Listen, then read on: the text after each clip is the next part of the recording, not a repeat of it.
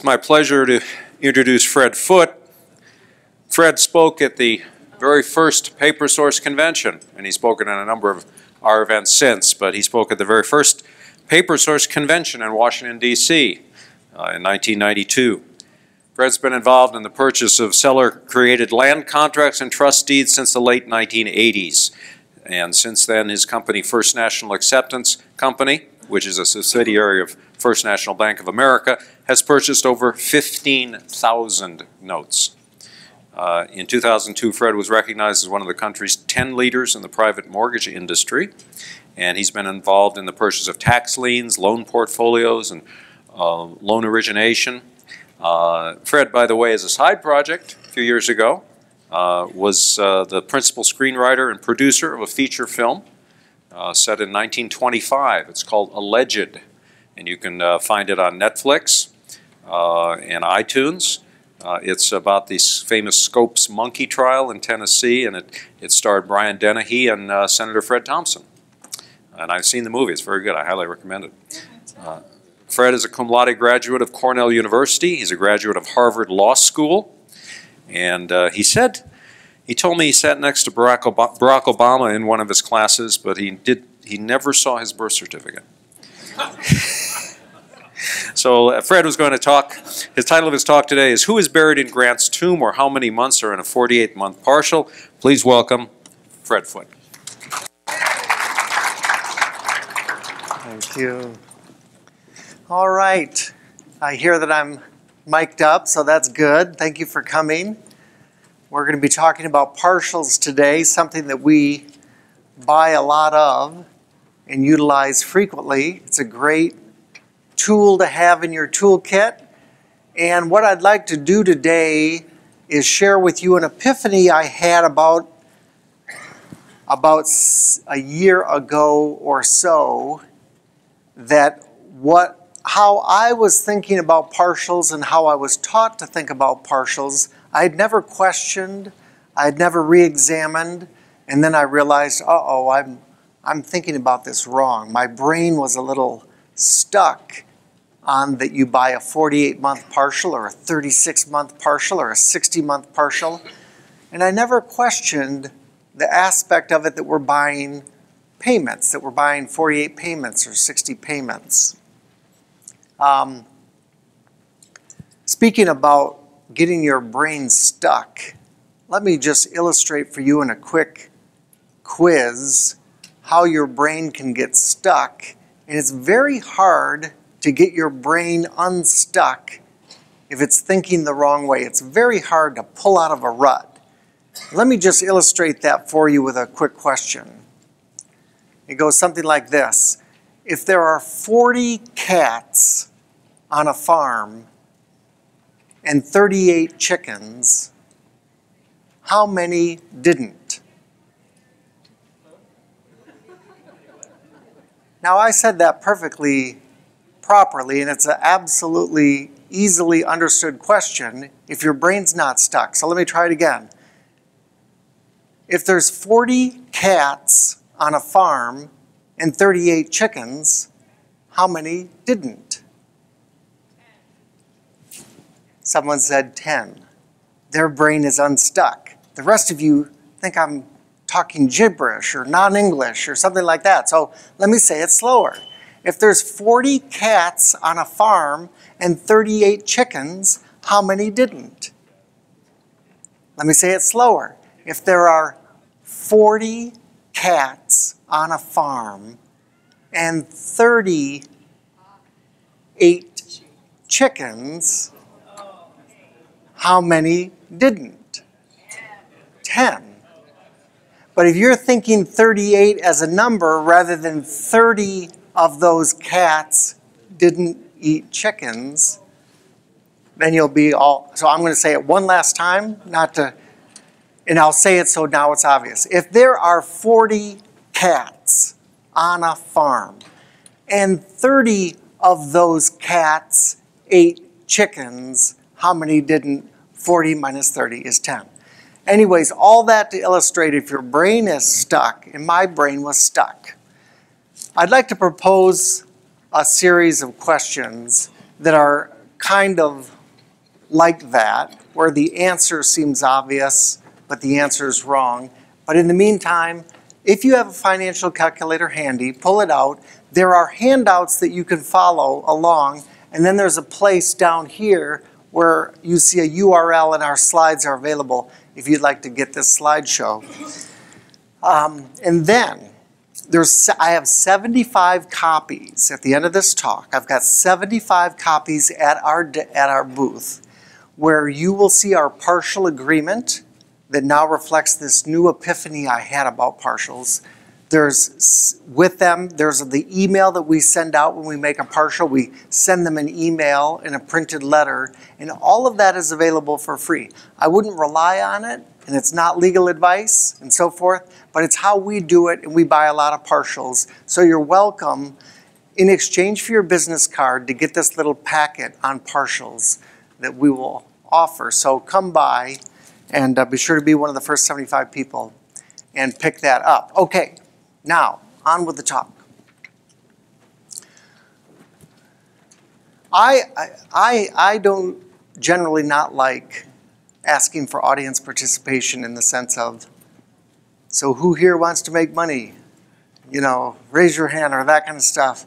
But I will ask you, and we'll see how it goes, just shout out the expected answer for these next 10 questions. Okay, who's buried in Grant's tomb? Grant, that's what you're supposed to say. Well, Groucho Marx used to ask this question on his talk show, and if you said Grant, he would give you a little prize money, but he maintained that no one was buried in Grant's tomb because the whole thing is above ground, and it's Grant and his wife, and neither are buried because they're above ground in this mausoleum thingy. So he said, he said that there was no one buried in Grant's tomb. But you think that Grant is for sure. And so how long did the 100 Years' War last? 100 years, except it lasted 116 years. What country makes Panama hats? Panama, right? Huh? Colombia? Ecuador. So you think the answer is obvious, and it's not so obvious. What animal do we get catgut? Cats, right? Well, we get it from lambs or sheep. In what month does Bernie Sanders celebrate the October Revolution? Every month. What color was George Washington's white horse? Yeah, what color was George Washington's white horse? So the October Revolution is in November. What is a camel hair brush made out of? Squirrel fur. What was King George VI's first name? Albert. Where are Chinese gooseberries from? New Zealand. And what in the world does this have to do with the note business? Well, we'll see that a 48-month partial is not as simple as it would seem to be. How many months of payments are in a 48-month partial? Well, I thought there were 48. First, I want to step back a little bit, and this is for those of you that have not been exposed perhaps to partials in your life. And there is a handout, and you can follow along. And I don't want to make it too tedious, but I just want to go through it. A partial purchase is a purchase that entitles the buyer or the investor or whatever to something less than the entire balance due on the note. So a partial is a slice of the pie. If the whole note is the whole note, okay, you buy it at a discount. If you buy a partial, you're buying a slice.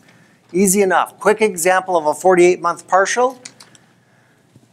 First, compare it to a full buyout, and I just picked a balance due of $97,927. If you don't have a handout and want one, you could raise your hand, and we'll try to get one of our people to get you one. And if we may have run out, but anyways, if the payment is $752 and I throw a little negative in front of it, if you're using a calculator. If the interest is 6%, then you're going to solve for the term. least that's what we do, because no one knows the term. You know the other stuff. You know these three things. And then you solve for term, and what do you get if you have a financial calculator? 211? 211. If you want to then buy this note to yield 8%, then you type that into I, and you replace 6% with 8%, and then you solve for PV, the new price, and what do you get? 85,068. And then you want to make a commission, so you deduct 3,000 from that, let's say, and you make a new offer to your seller of what? 82,068, something like that. Great. This is simple. The discount between the cash to the seller and the balance that we're owed is 15,859. That's just subtraction, so that math is easy enough. And then if you do a percentage, if they say to you, that's a big discount, you could say, I agree, that's a lot of money. 15,000, it's 16% discount from what you're owed. That's a ton of money. And here's some of the reasons why that discount is there and why we pay less than the full balance due. So you don't fight with them, you don't disagree with them, you don't act like 15,000 is chump change, because it's not chump change, but that's the reality of a full buyout. A partial, well, you know the payment, you know the interest rate on the note, the term of the partial. Now here's where the 48 comes in. You type in 48 if you're going to buy a 48-month partial. I mean, that makes sense, right?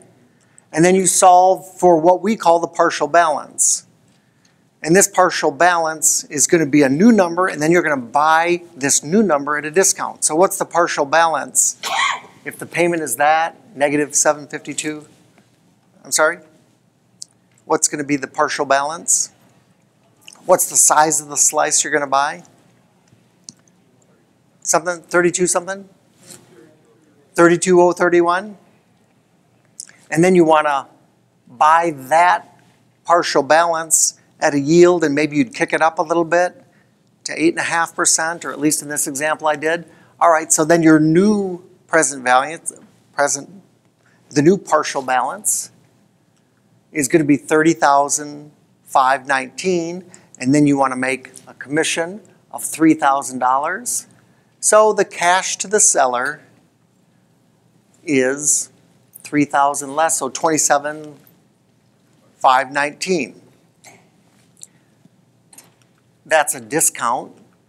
It's a smaller discount than the full buyout, and that's part of the appeal of a partial, is they don't have to sell the whole thing and swallow a great big discount, and the discount here is 14% on the slice, which is smaller than 16% on the whole thing.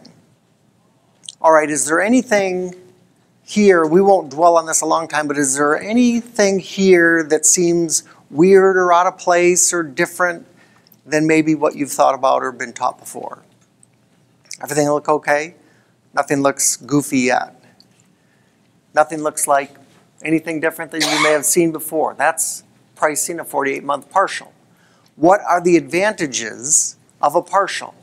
Well, the seller gets to keep the back end of this investment. After 48 payments have been made, there's still a lot left on the note.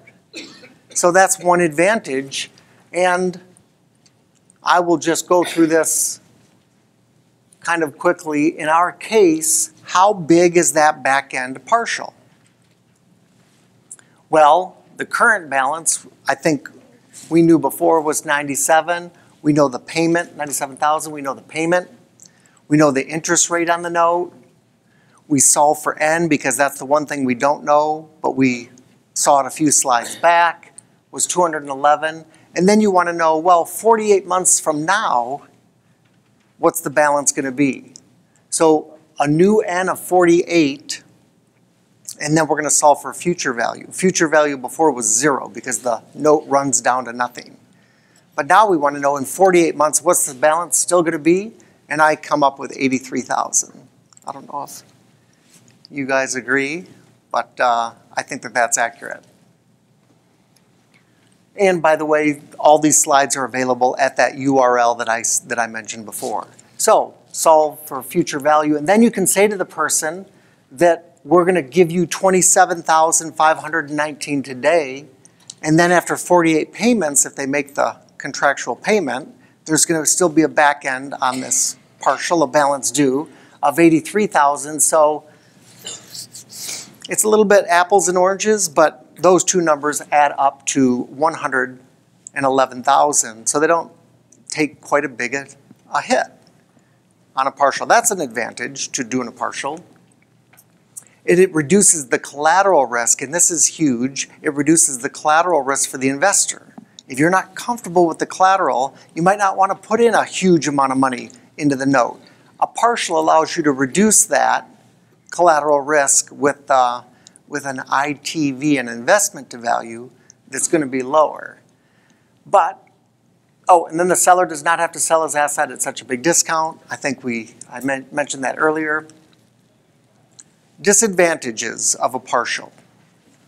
So this may be a little different, some things for you to think about. It's a little bit more complicated. There's a back end. Maybe they want to sell the whole thing and walk away forever. This will not allow them to do that, so that's a little bit of a disadvantage. Not as much cash at closing. So if they really need to max out cash, a partial might not work for them.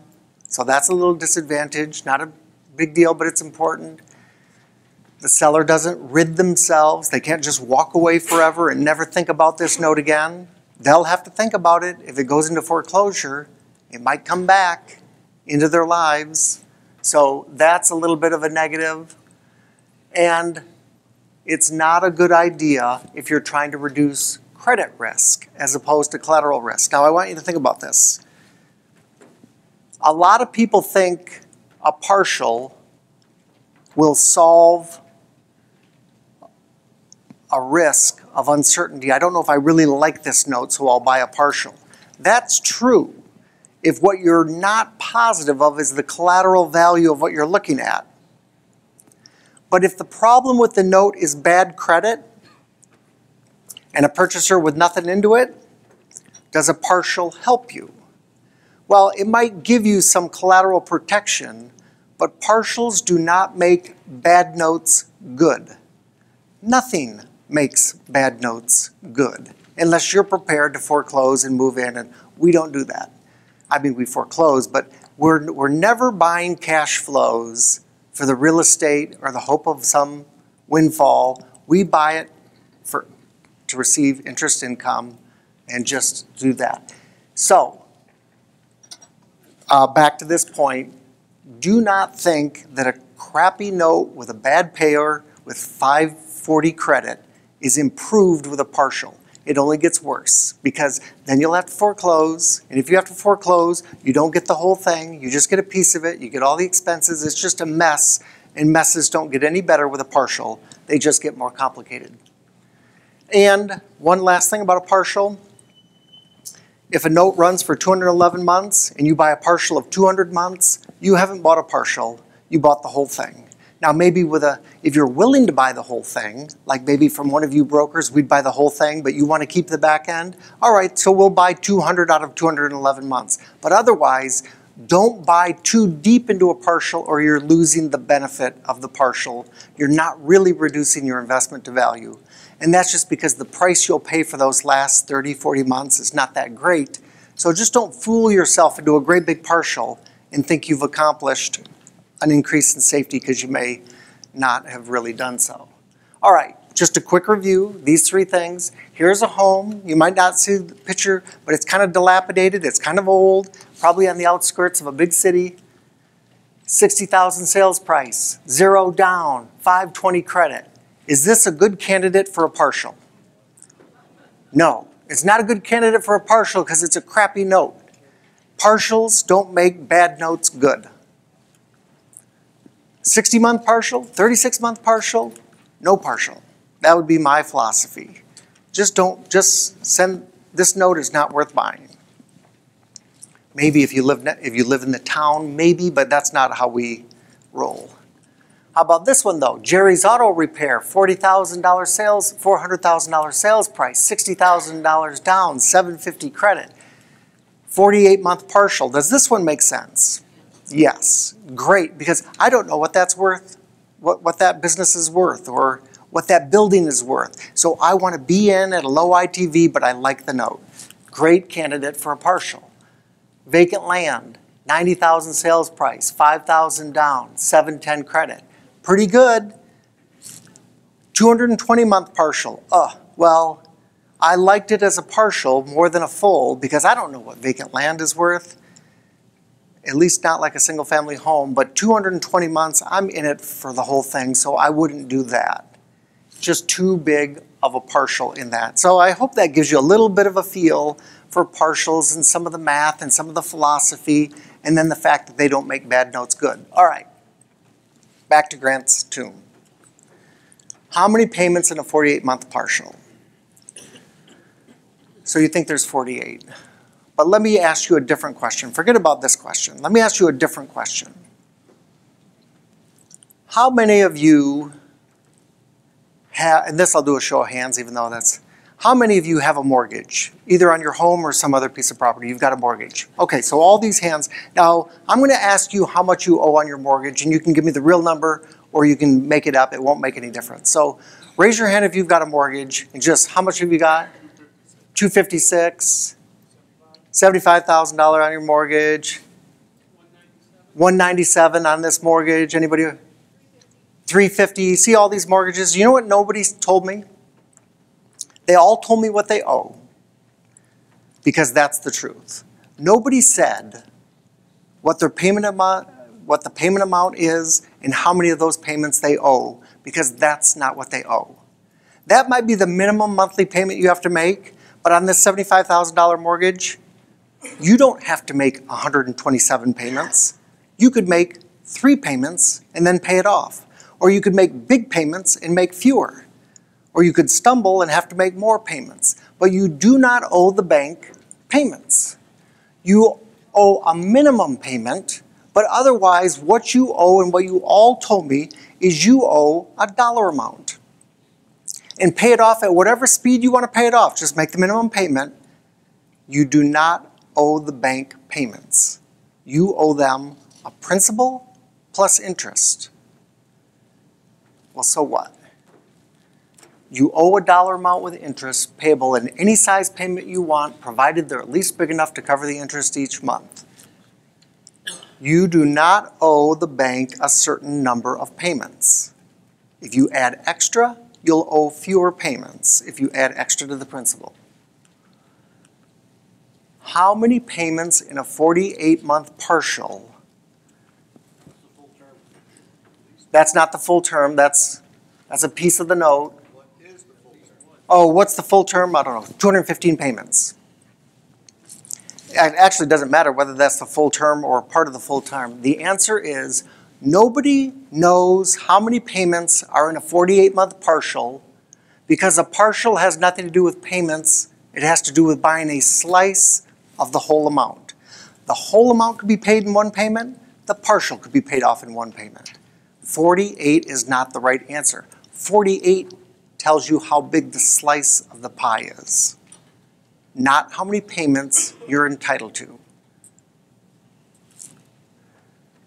How much does the purchaser owe the owner or the investor in the 2 earlier examples? In the full buyout, right, they owe the $97,927, and then you have to release your lien with interest at 6%. Once they pay that off, you have to relinquish your interest in the property. They get it, they're paid off. In the partial, the balance due, the partial balance that we calculated at the contract rate was $32,031 at 6%. When they pay that, your partial is done. Whether they make it in 48 payments or 15 payments and then a big one, or big payments that only add up to 32 payments, all they owe you is $32,031 at 6%, and then the partial is over. It has nothing to do with 48. 48 is how you came up with the 32, but that's not what they owe you. How big is the slice? In the 48-month partial that we've been talking about, the partial balance was $32,000. In a full buyout, the whole pie was $97,000. It was bought, or we were proposing to buy it at a discount. In the partial, the slice of the pie was $32,031, and we were proposing to buy it at a discount. They're exactly comparable. They're the same thing, and they amortize the same way with the same payment. So this partial is about 30% of the pie. It's just we bought 30% of what they're owed, 33%. Again, you might be thinking, when is this going to matter?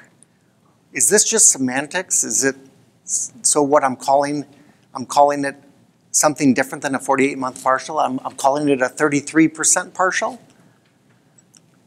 It turns out, if you're following my logic and if I'm being clear, that we've not been looking at a 48-month partial this whole talk, but a 33% slice of the pie.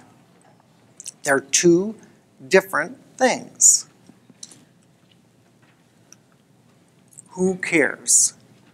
What are the problems of thinking about partials as the purchase of payments rather than a slice of the pie?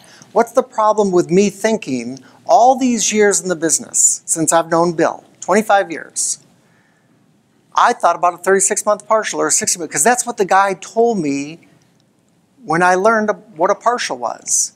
And I never got my brain out of that rut of thinking that it's 48 months or 60 months or 72 months or whatever. I never got out of that rut. But let me suggest this for you. One, it's not true. You're not owed 48 payments. Just like all you guys that told me the amount you owe, and none of you told me how many payments you owe, it's because you don't owe the payments. You owe the principal plus interest. So it's just not true that you owe payments, and it's a good thing. If something's not true, it's a good thing not to believe it is true, and it has consequences. If you talk about 48 months partials, it can be confusing if there's an early payoff, because you might think, oh, I'm owed 12 more payments or something like that. And you're not owed 12 more payments.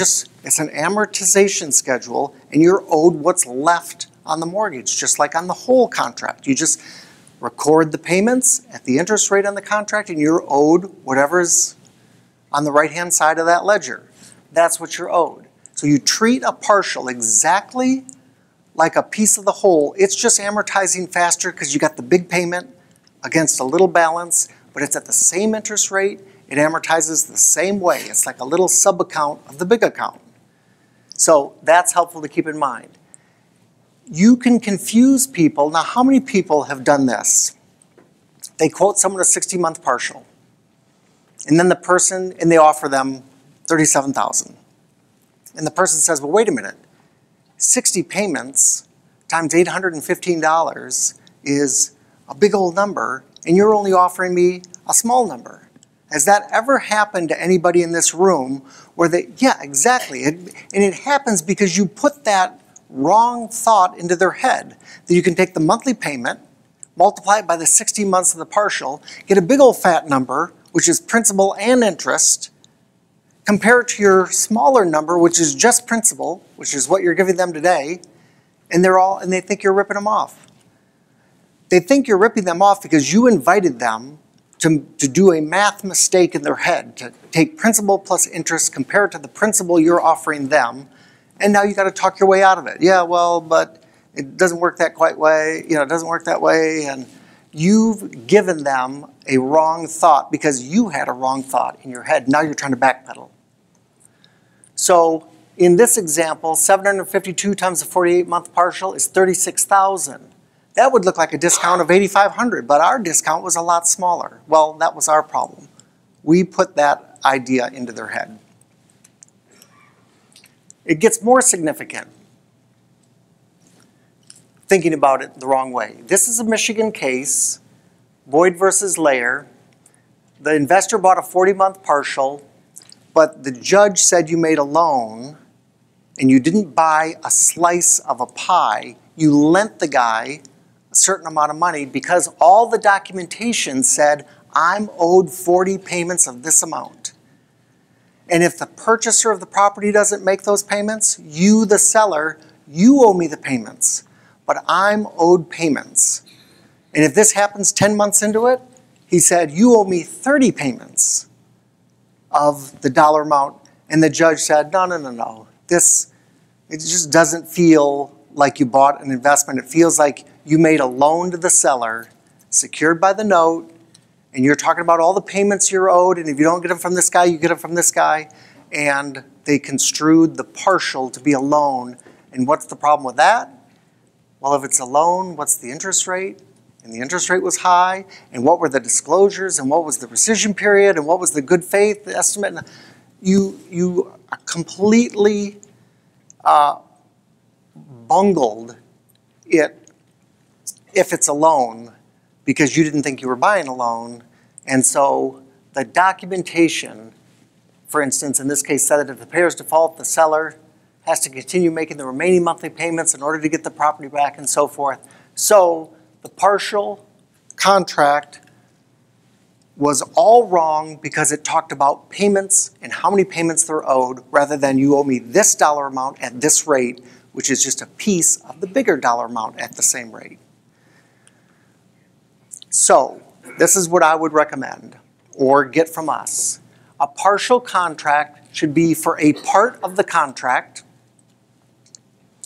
not for monthly payments. The seller who sells you the partial should not be liable for any payments that aren't made. You're just going to get those from the purchaser, or if you have to foreclose, get them from the real estate. But they don't make it so that your seller does not owe you the payments if you don't get them from the purchaser.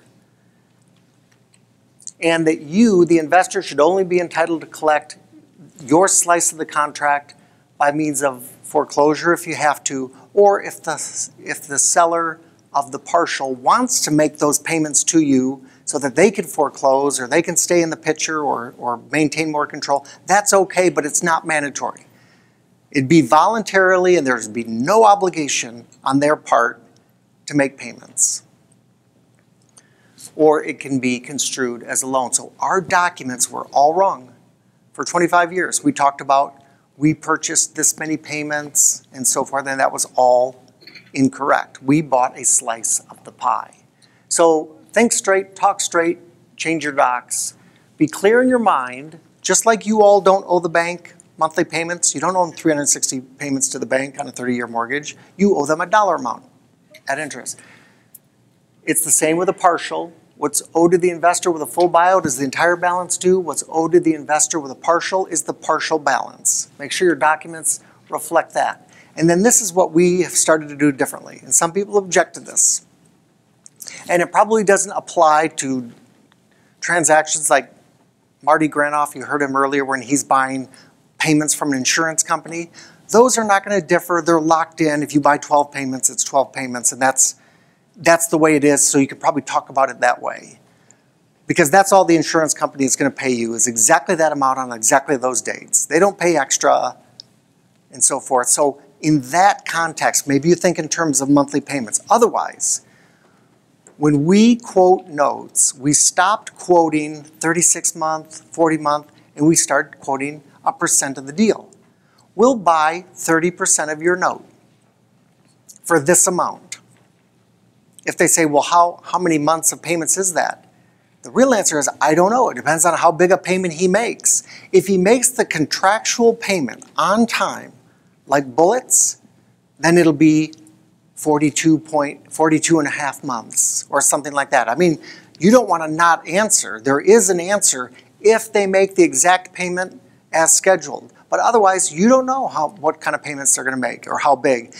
And that's kind of the answer. So you could lay it out if they make perfect payments, but what you're really buying is a third of the contract, or 25% of the contract, or 40% of the contract, or half the contract, something like that. That's better than quoting months, which is wrong thinking and invites incorrect math in their head. So this is how we started to do it. We don't quote 48 months. We say we'll buy 40% of your note. We think that that's easy to understand. We're buying half your note. That's as easy as 60 payments, isn't it? I mean, yeah, quick question, and then we'll.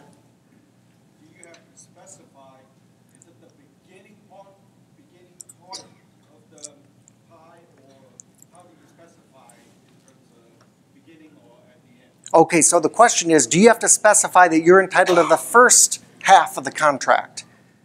The first half of the slice, that you get the payments first, and the answer to that is yes.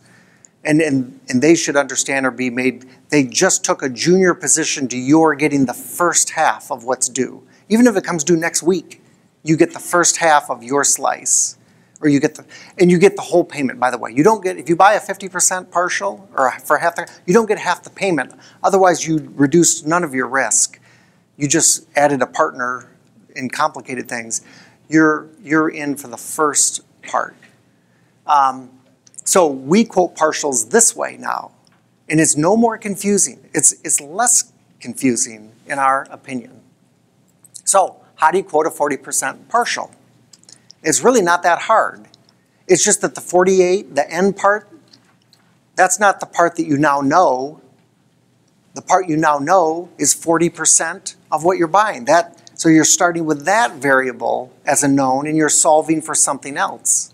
It works like this. Here's the full buyout. I won't repeat it. It's on the left. That's in your notes, and we've seen that for this whole talk long. What about a 40% partial? What's 40% of the balance due? This is now the known. This is 40% of 97,000 is, I don't know, 39,000. The payment is the same. I mean, we can't ask for any more than the payment that they owe. The interest rate is the same, the 6%. So now it's the term that we don't know. Before, we plugged in a 48-month partial just to come up with the balance, just to come up with the partial balance. Now we know the partial balance. It's 39,171. The term just happens to be 60 and a half payments. So when they ask, are you going to explain? Look, if they make payments like bullets, they'll make us 60 payments. But if they don't, and they don't have to, I can't tell you when you'll get it back. I just know it'll amortize like a loan, just like a loan, and we'll show you that. So what are you going to offer them for buying the $39,171 slice? Well, you're going to buy it, let's say, at 8%. That's this number, 37. You're going to take $3,000 in commissions, let's say, if you're brokering it. And so you're going to offer them $34,336 for the $39,000 slice that you bought. What's the discount? Well, we'll just do the subtraction. That's a $4,800 discount on a 40% partial, and as a percentage, it's 12%. It's really quite simple. Once you do it once or twice, to break away from quoting months and coming up with your offer, just quote the percent of the whole deal. Think straight, talk straight, change your docs, use a Schedule A. Here is, well, this might not, oh darn. This might be in your handouts. It's not coming up on the screen. I apologize. There's a little difference on these when they come up on a PC versus my Mac, but I can explain it. The left-hand side of this screen is just, it amortizes the contract at whatever the payment is and at 6%. It just amortizes it. 25. What's that? $752.25. Yeah, that payment. So the left-hand side is just, you just amortize the contract, just as if you printed an amortization. The right-hand side amortizes the partial balance at that same payment, and it just amortizes faster because it's at the same 6%, but it's a payment that's a pretty big payment for that balance due. And guess, I put down here, just to be clear, at what month do you think that the balance goes to zero on the Schedule B part, on the right-hand side? Anyone have a sense? Yeah, in 60 and a half payments. It amortizes, it goes to zero. You treat it just like the whole big thing, only the payment's going against just the partial balance. So that's Schedule A. Sorry it didn't come up on the screen as nicely as it does with a different computer. I don't know why. I should have remembered this. Anyways, we've got Schedule A's, might be in your handout, or we've got them in the back. So change your legal documents to eliminate references to payments because that's not what you're owed, in my opinion. And you can see our partial document out in the back. And then here's the great deal. In exchange for your business card, because we buy first position seller carryback notes, if you give us your business card, we'll give you the Schedule A, which has the Schedule B kind of built into it. So you can explain, well, if they pay off after 15 months, we get this, you get that. If they pay off, assuming that they make the first 14 payments, you know. And it really helps explain what they're entitled to midway through the partial if you get a payoff. We'll send you we have the email offer. When we make a partial, this is what we email to them, and our legal document that we use for partial purchases. All that for nothing except for your business card. And invite you to come by our booth, get to know us, sell us notes, and think about partials a little differently from this day forward, hopefully.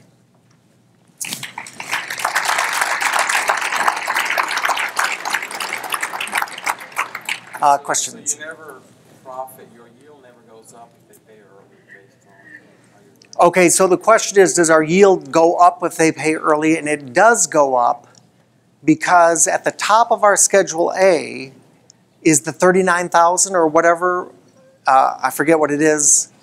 That's the partial balance, but remember we bought it at a discount. It's always amortized at the original. It amortizes, the way we do it, it amortizes at the contract rate, so that if they talk about percentages, it's just the 6%, it doesn't scare them. We don't amortize our investment at the yield rate. That's another way of doing it. That was mentioned earlier. We just do it, the partial balance at the contract rate, so that if they hear 6%, they think, oh, that's okay. But they see the discount right there. If it pays off, let's say our partial balance is $39,000 and they got 33 on day one. If it pays off the next week, then we get that chunk of money. And if you add the two up, what we would have given them for a full buyout versus what we gave them on the partial and then the payoff, those two numbers in the latter case are often better than what we would have been willing to pay for the whole note. But we don't hide it. If we get paid off early, we're going to get that discount, and that does bump your yield up. That does bump it up, and it's higher at the beginning, and it's just like the full buyout, right? If you buy a full buyout at a discount and it pays off right away, you get a big yield, right? Your yield bumps up. I don't think that's the best event that can happen. I like them when they last.